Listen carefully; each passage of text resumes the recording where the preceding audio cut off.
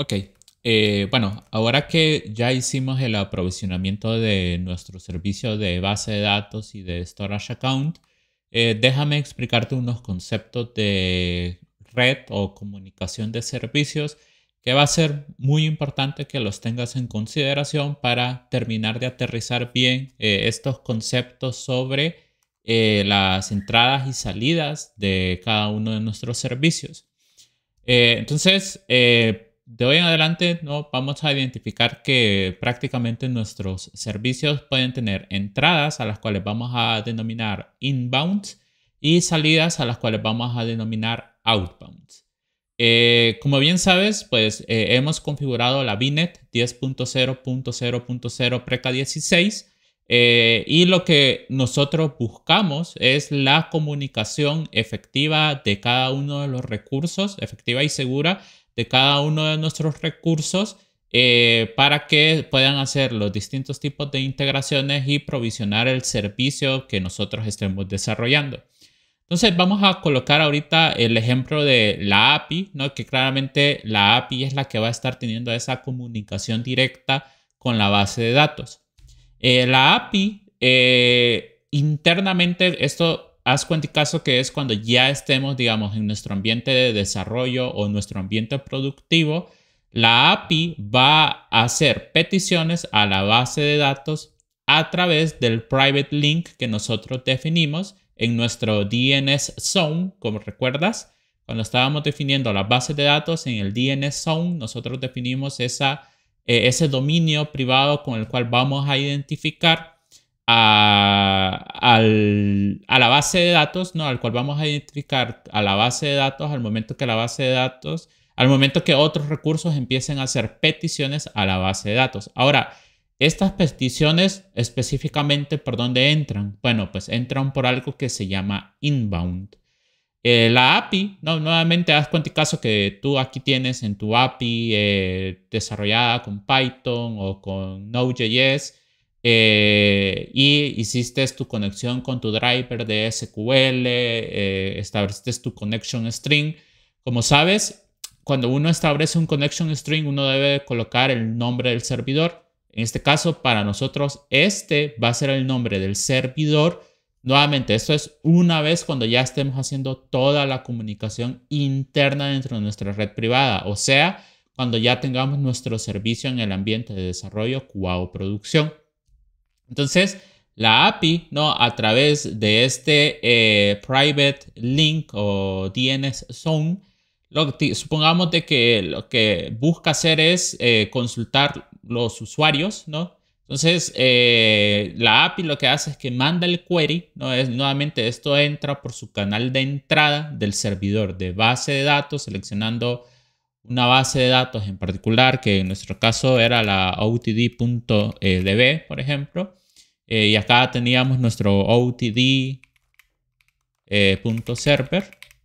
Entonces, la API nos manda esta query al servidor, a una base de datos en particular. El servidor de base de datos resuelve la petición y en el outbound lo que va a hacer es que va a retornar el dataset o la tabla con la petición que se hizo en esta parte de acá para que la API posteriormente pueda procesar eso y pueda hacer alguna operación o transformación.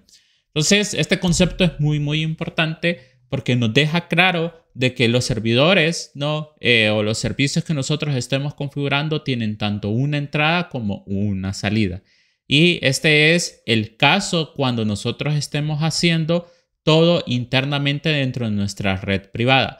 Esa es la razón por la cual nosotros hicimos que este DNS privado que generamos, recuerda que se llama DNS privado porque va a estar registrado únicamente dentro de nuestra red privada, por lo cual tú puedes configurar exactamente esta misma private link y no va a haber ningún problema porque forma parte de un servicio privado que es una estrategia de comunicación segura dentro de los recursos que nosotros vamos a estar configurando.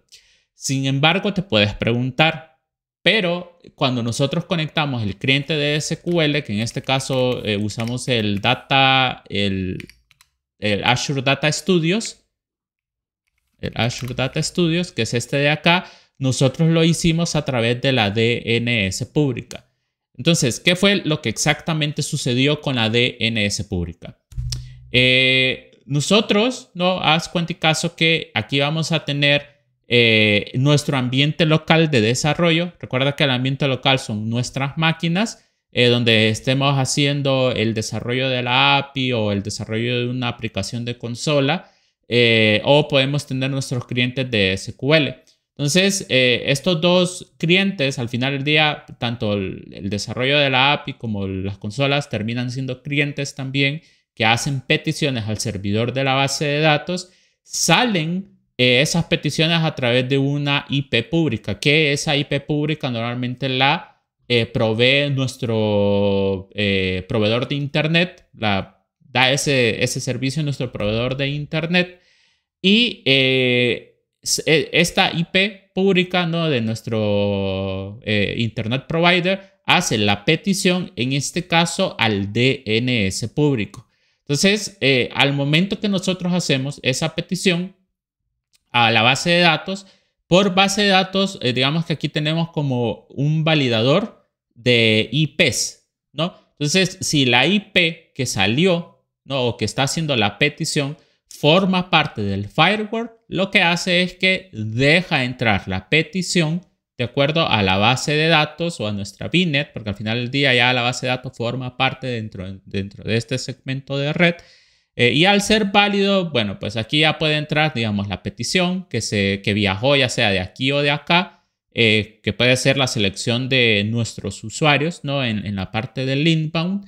Y una vez que el servidor de base de datos haya resuelto la petición, por el outbound va a salir y se la va a retornar nuevamente al cliente que se lo haya solicitado.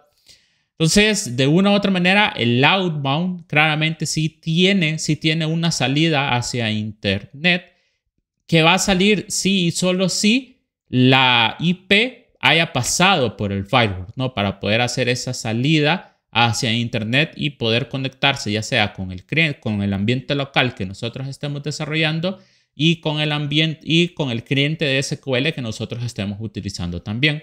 Recuerda que el cliente de SQL en este caso o en este contexto de acá, pues nos va a ayudar a crear las tablas, los índices, las vistas, probar queries, etcétera, etcétera, etcétera. Claramente nosotros pudiésemos borrar toda la lista de IPs permitidas y eso nos da la garantía que no va a haber manera en cómo poder acceder a la base de datos o al servidor de base de datos como tal. Hay otro tipo de estrategias, claro está, para no habilitar, digamos, una IP pública dentro del firewall del servidor y hacerlo a través de una VPN, ¿no? Por ejemplo, podríamos configurar una VPN, que esa VPN tenga conexión a la VNet que nosotros tenemos y que cada vez que nos conectemos a la VPN, utilizando el private link que definimos en esta sección de acá, podamos conectarnos al servidor de base de datos. Esa claramente puede ser una estrategia también que pudiésemos hacer, pero claramente ya la configuración de la VPN, todas las reglas de red, etcétera, deberían de entrar ya más a un curso específico de infraestructura y comunicación de redes. Y ahorita pues tenemos que enfocarnos un poco más en el desarrollo web de la solución que nosotros estamos trabajando. Dicho eso, recuerda que el mundo de infraestructura es un mundo súper amplio. Pueden haber distintos tipos de especializaciones, ¿no? Roles que se dediquen al dominio de base de datos, bueno, del dominio de todo lo que sea data como tal, otros al dominio de seguridad, otros al dominio de infraestructura, etcétera, etcétera, etcétera. Por lo cual da mucha apertura de especialización, mucha apertura de enamorarse de algún servicio en particular y masterizar esos conocimientos.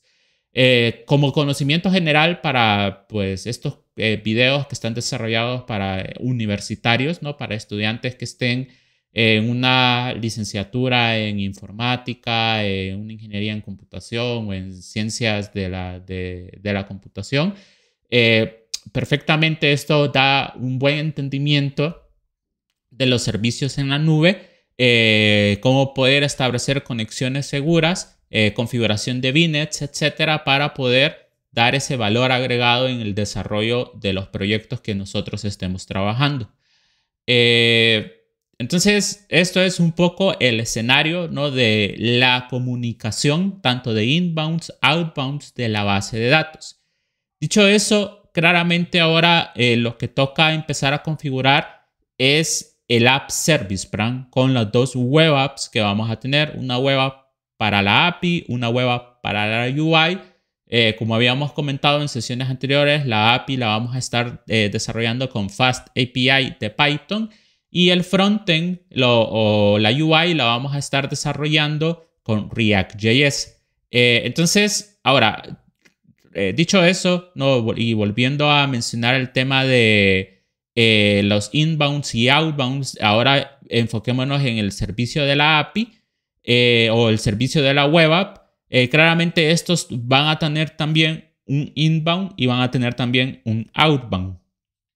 Entonces, el inbound de las APIs, en este caso, como nosotros sabemos y como ya lo explicamos en sesiones anteriores, cuando estábamos explicando la infraestructura de todo lo que estamos construyendo, el servidor del frontend, o en este caso el servidor de la UI, lo que hace es que el web browser, cuando hace una petición al servidor del frontend, pues retorna todo el HTML, el CSS y el JavaScript que queda dentro de nuestro web browser.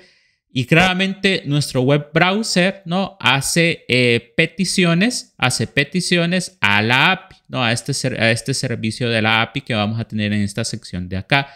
La idea es que cuando el web browser haga una petición a la API, ¿no? el outbound de la API pueda comunicarse con la VNet que nosotros estamos configurando, ¿no? Y que pues sí tenga una comunicación exitosa con todos los servicios que nosotros tenemos en esta sección de acá. Entonces, nuevamente, digamos, tenemos como potenciales clientes en los web browsers o Postman cuando estemos probando nuestros endpoints, o desde la terminal mediante peticiones con CURL. Claramente cada uno de estos al final del día salen por internet, ¿no? Por nuestro proveedor de internet. Y supongamos que por acá tenemos un endpoint, ¿no? Donde este endpoint manda a solicitar la información de un usuario, ¿no? A través en sus headers, ¿no? Le mandamos un bearer token para poder identificar de qué usuario que estamos haciendo la petición. Entonces, esto entra por el inbound, que nuevamente el inbound en este caso va a tener acceso a internet completo. Nosotros pudiésemos restringir inclusive el inbound para que solamente pueda recibir peticiones de ciertas IPs, muy parecido al firewall de la base de datos. Por temas de desarrollo, digamos, en un ambiente de development lo podríamos hacer. El problema está en que si le mando el link, por ejemplo, al docente o al instructor que está evaluando el proyecto, pues tendría que solicitar la IP pública de ese docente o de ese instructor o de mi compañero de grupo para que forme parte dentro de las reglas de inbound de quienes sí pueden hacer peticiones al servidor de la API. Entonces, por el momento, del lado de nosotros lo vamos a dejar a acceso completo, ¿no? De que cualquiera pueda hacer peticiones a la API. Nuevamente, en ambientes de desarrollo, por ejemplo, aquí podríamos hacer que la API, si hubiésemos configurado una VPN, hubiésemos podido hacer de que la API en el inbound también solamente tenga conexión a la VNet, ¿no? Y eso ya le da un extra de seguridad también, de que solo podemos consumir la API en ambiente de desarrollo cuando estemos conectados a la VPN como tal. Claramente ya cuando estemos en un ambiente productivo, eso ya no aplica porque lo que queremos es que esté expuesto al mundo, que esté expuesto a través de internet. Entonces, una vez que la API pues ya recibe su petición, La API, pues él, dependiendo de la lógica de lo que nosotros estemos desarrollando, él se va a conectar ya sea con el servidor de la base de datos, con el storage, ¿no? que creamos, o puede hacer que se conecte con alguna otra API o que se conecte con la UI, etcétera, y que por acá puedan suceder, ¿no? Todas estas comunicaciones internas dentro de estas subnets que nosotros ya desarrollamos previamente.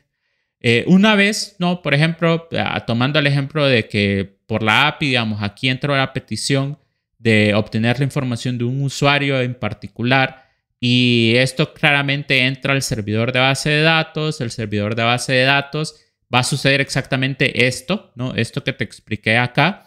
El servidor de la base de datos va a responderle a la API, ¿no? En este caso, tomando en cuenta de que esto ya es como un ambiente de desarrollo levantado ya habiendo hecho el release, al final del día todo esto va a quedar dentro de la misma VNet o dentro de la misma red privada que estamos configurando, ¿no? Cuando se hacen todas las peticiones.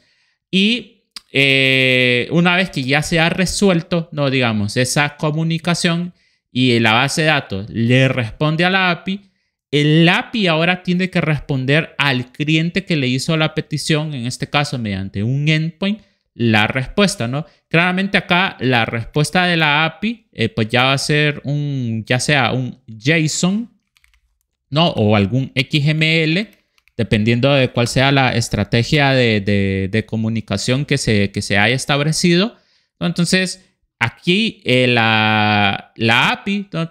Va a tener algo que se llama pool de IP de salidas. Estas pool de IP de salidas tienen también acceso hacia Internet porque nosotros ocupamos hacer que la API, no todas las respuestas de la API salgan por Internet para que llegue esa respuesta a los clientes que hicieron las peticiones, que en este caso pueden ser los web browsers, puede ser un cliente de Postman o puede ser a través de terminal, ¿no? Pues dependiendo de cómo hayas hecho la ejecución de la petición de tu endpoint.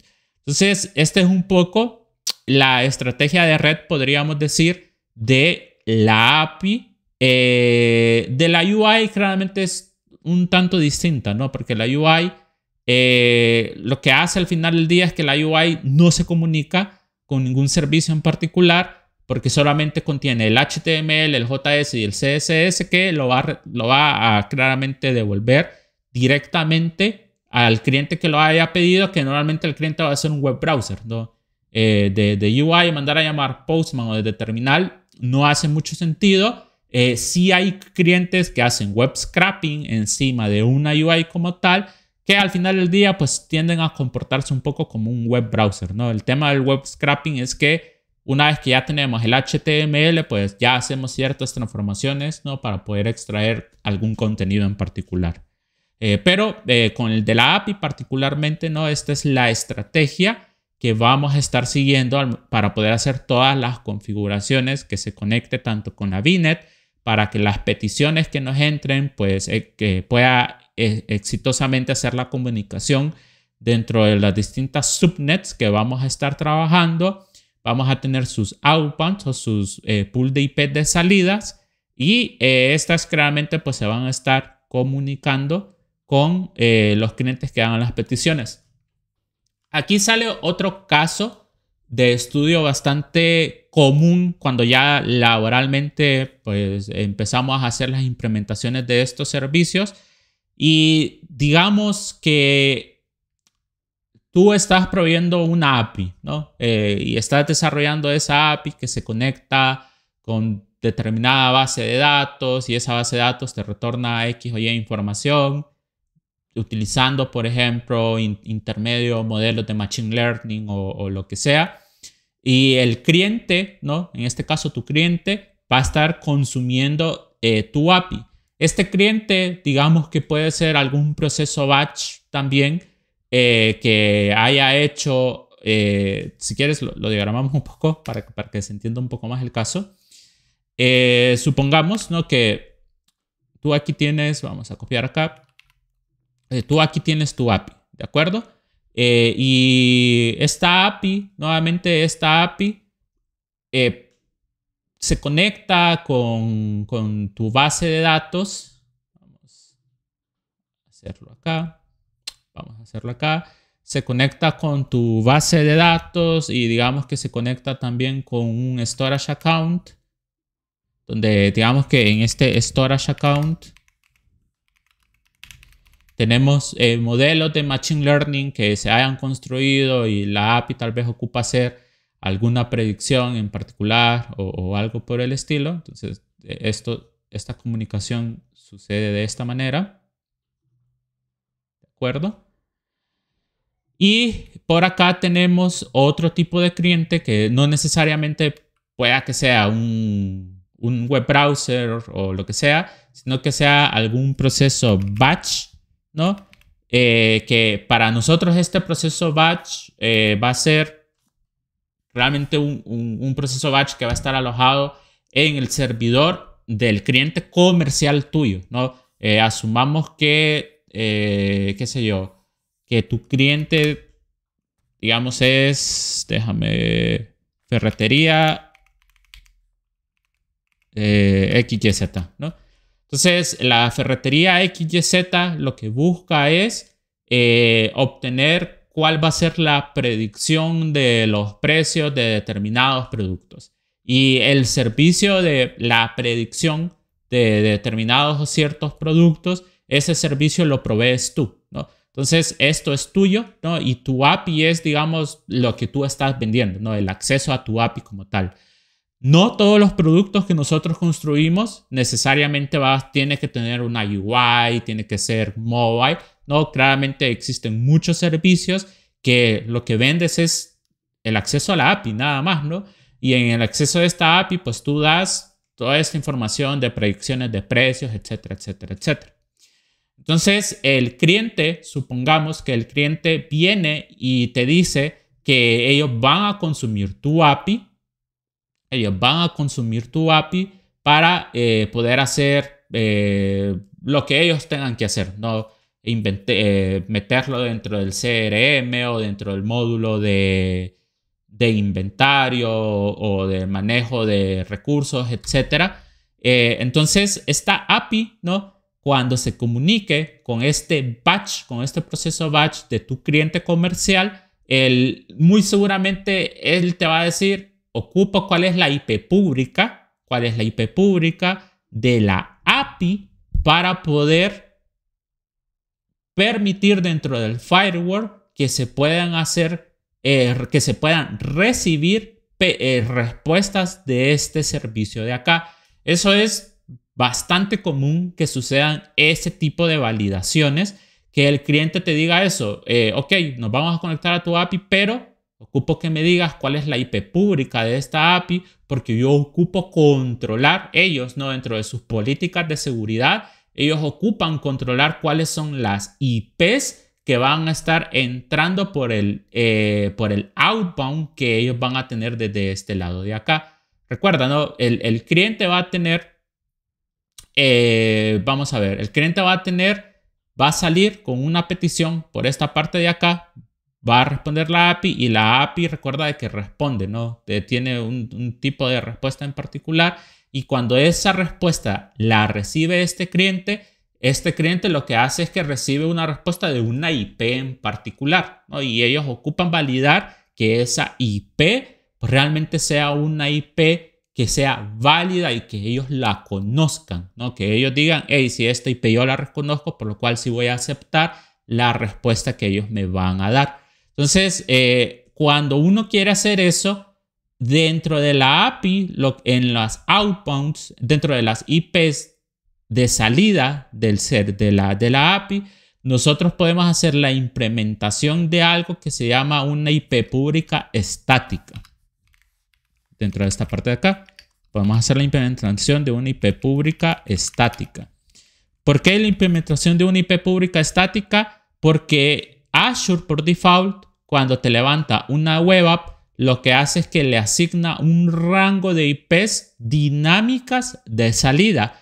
Azure, por seguridad, rota esas IPs públicas cada semana, cada mes, cada día, ¿no? Y el problema, y aquí el tema está en que tú no le puedes estar diciendo a tu cliente como, hey, registra estas 300 IPs porque vas a poder recibir respuestas por cualquiera de esas IPs. Entonces, a nivel de comunicación, pues no sería muy efectivo. Aparte de que esas IPs se rotan también por distintos tipos de suscripciones de otros clientes que las estén utilizando también, por lo cual reduce la seguridad de comunicación entre servicios.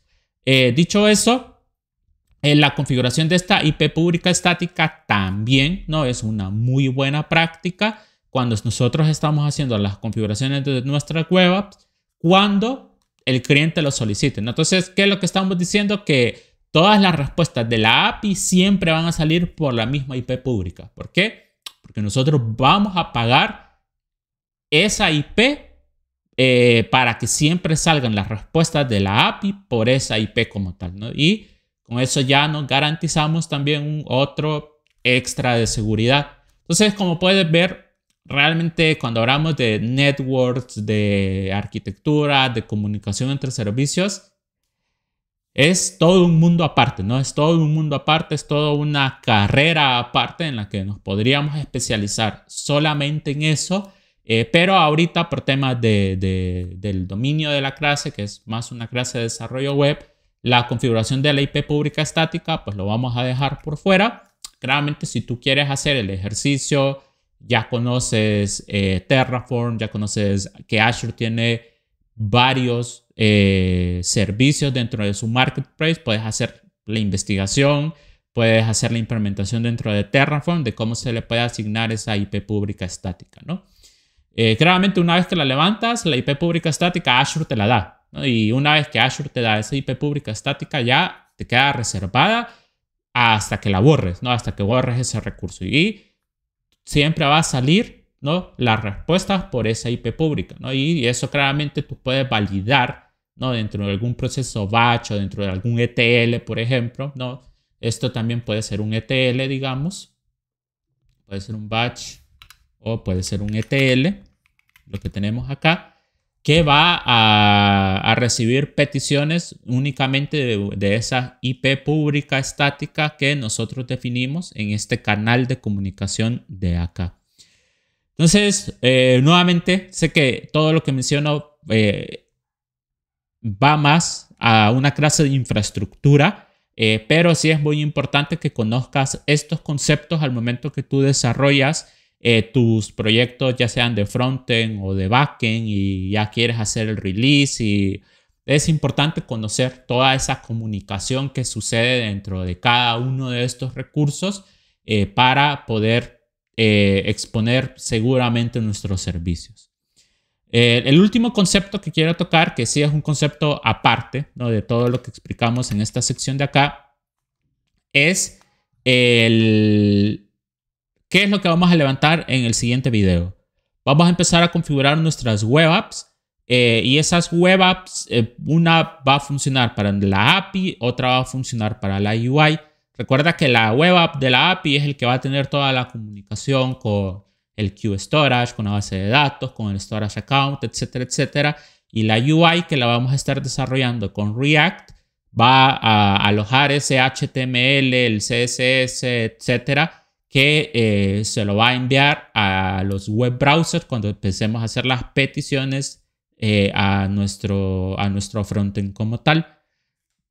Como habíamos mencionado en sesiones anteriores, vamos a hacer la configuración del deployment de nuestras web apps a través de Docker.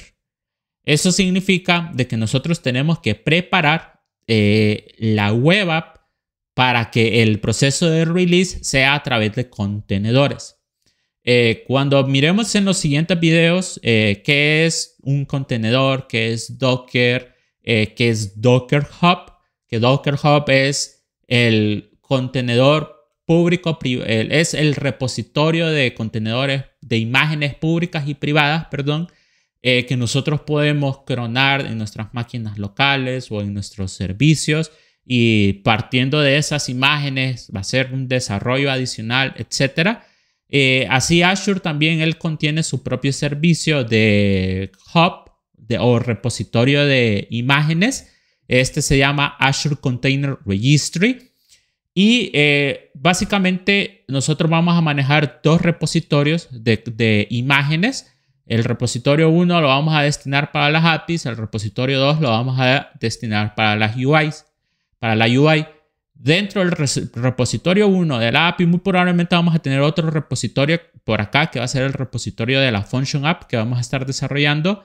Pero dentro del repositorio, las imágenes que nosotros vamos a desarrollar de nuestra API, cada una de esas imágenes van a tener básicamente el versionamiento que nosotros le vamos a ir dando a la API o a la UI. Entonces puede ser de que por allá tengamos la versión 0.0.0 o la 1.0.0, la 1.1.0, la 2.0.0 y la latest.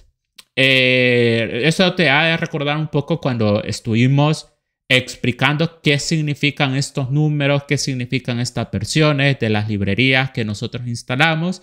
Pues la idea es que también nosotros gestionemos las versiones de nuestra API y de nuestra UI de la misma manera. Entonces, cada vez que nosotros hagamos un nuevo cambio de la API, ya sea porque hicimos una corrección o porque agregamos un nuevo feature o porque cambiamos totalmente el framework de la API, qué sé yo, vamos a ir generando una nueva versión y vamos a ir actualizando la imagen de latest de tanto de la API como de la UI. Entonces, esto va a ser el Container Registry que vamos a estar configurando. Y vamos a configurar algo que se llama App Service Plan, que haz cuenta y caso que este va a ser nuestro servidor de base de datos, de nuestro servidor web.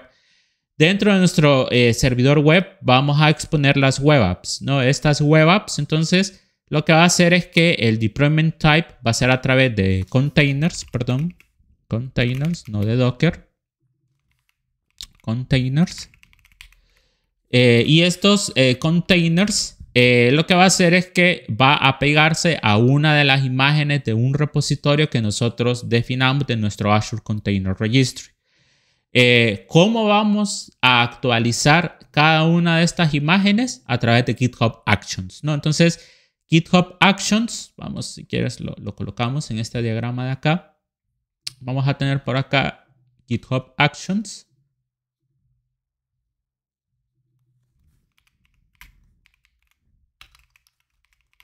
GitHub Actions lo que va a hacer básicamente es hacer un push,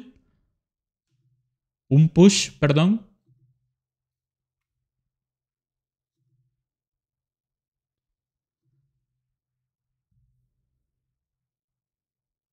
Vamos a colocarlo así.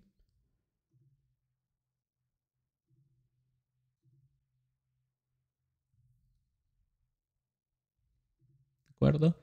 Entonces, GitHub Actions lo que va a hacer es un push, perdón. Va a ser un push image, ¿no? Dentro de estos repositorios que nosotros vamos a tener de nuestro Azure Container Registry. Claramente, esto lo va a sacar de los repositorios del código, ¿no? Digamos, aquí vamos a tener el repositorio de código. Aquí vamos a tener el repo, el API repo, digamos. Y aquí vamos a tener la UI repo, ¿no?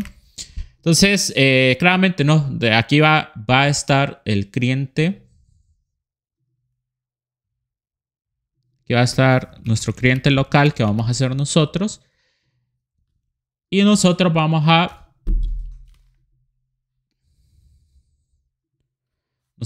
hacer acá nuestros push, o bueno, en buena práctica tendría que ser nuestro pull request en esta sección de acá.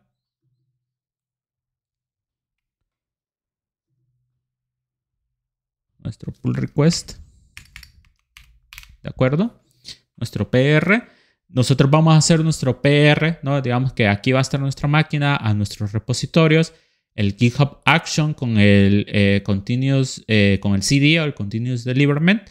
va a detectar que nosotros hicimos un cambio dentro de nuestros repositorios y el GitHub Actions lo que va a hacer es que va a hacer el build. Va a ser el build de las imágenes de Docker. Docker image, ¿no? Y una vez que ya ha hecho el build de las imágenes de Docker, lo que va a hacer es que va a hacer un push, ¿no? Ya sea al repositorio de la API o al repositorio de la UI. Esto va a automáticamente generar una nueva versión, va a actualizar latest y el continuous integration lo que va a hacer es que va a actualizar el contenedor que nosotros vamos a configurar dentro de la web app, de la API o de la UI. Claramente toda esta configuración de acá lo vamos a explicar en otra serie, en las siguientes secciones, donde pues ya vamos a hacer el levantamiento del proyecto del frontend, el levantamiento del proyecto de la API, vamos a configurar el Docker y vamos a configurar el GitHub Actions para poder hacer todo el build y la publicación de las imágenes dentro de estos repositorios que vamos a tener en esta sección de acá. Entonces, este va a ser como un poco la estrategia de CDCI que vamos a tener con el desarrollo tanto de la web app como de la UI y de la function app que vamos a estar desarrollando también. Recuerda que estos van a ser los únicos 3 componentes que tienen lógica de código, ya sean de Python, C#, JavaScript, Vue, etc. Donde va a estar esa lógica web que vamos a estar desarrollando, ¿no? Entonces, en el siguiente video vamos a empezar a levantar estos 2 componentes de acá. El componente de la Container Registry, la App Service Plan, nuestras web apps, ¿no? Y claramente vamos a especificar que el outbound de la API va a poder conectarse con la VNet, ¿no? Entonces va a poder conectarse con la VNet que ya habíamos desarrollado previamente. Y eso va a ser pues prácticamente la configuración de la web app dentro de nuestro proyecto de Terraform. Nuevamente este video fue un poco más teórico, pero muy importante para poder entender todas esas conexiones entre los servicios que nosotros estamos desarrollando.